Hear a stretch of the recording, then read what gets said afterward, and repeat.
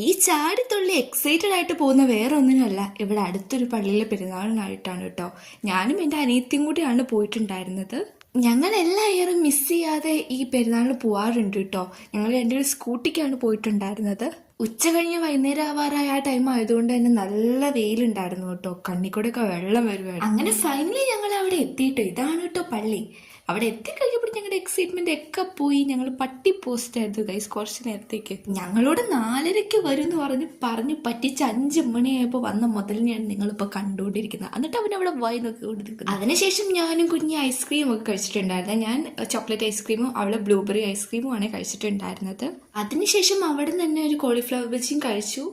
വേറെ ഒന്നും പ്രത്യേകിച്ച് അവിടെ നിന്ന് ട്രൈ ചെയ്തിട്ടുണ്ടായില്ലായിരുന്നു. ഞങ്ങൾ രണ്ടുപേരും ഇത്രയും വലുതായിട്ടുണ്ടെങ്കിൽ പോലും ഈ സാധനങ്ങളോടൊക്കെ കഴിഞ്ഞ ഇയർ വരെ ഭയങ്കര ക്രേസ് ആയിരുന്നു കേട്ടോ.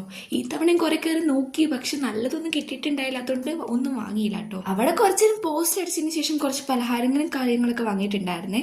മാത്രമല്ല എൻ്റെ അനിയത്തി ഹൈഡ്രജൻ ബലൂണൊക്കെ വാങ്ങിച്ചിട്ടുണ്ടായിരുന്നു കേട്ടോ. അവൾ അതിനു വേണ്ടി മാത്രമാണ് പള്ളിപ്പെരുന്നാളിന് പോകുന്നത്.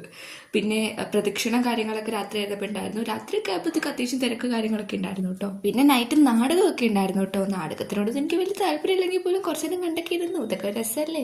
എല്ലാ ഇയറിലെ പോലും അത്ര രസമൊന്നും ഇല്ലായിരുന്നു കേട്ടോ ഈ വർഷത്തെ പള്ളി പെരുന്നാളോ. ഞങ്ങൾ ഭയങ്കര വെയിറ്റ് ചെയ്ത് എക്സൈറ്റഡ് ആയി പോയിട്ട് വലിയ കാറ്റൊന്നുണ്ടായില്ല. ലാസ്റ്റ് എന്നിട്ട് ഞങ്ങൾ ഈ കുഞ്ഞിയുടെ പൂക്കിനെയും പൊക്കിക്കൊണ്ട് വന്നു. അപ്പോൾ ഇന്നത്തേക്ക് ഇത്രയേ ഉള്ളൂ. ഇനി അടുത്ത വീഡിയോ ആയിട്ട് നാളെ കാണാം. അപ്പോഴത്തേക്കും ബൈ.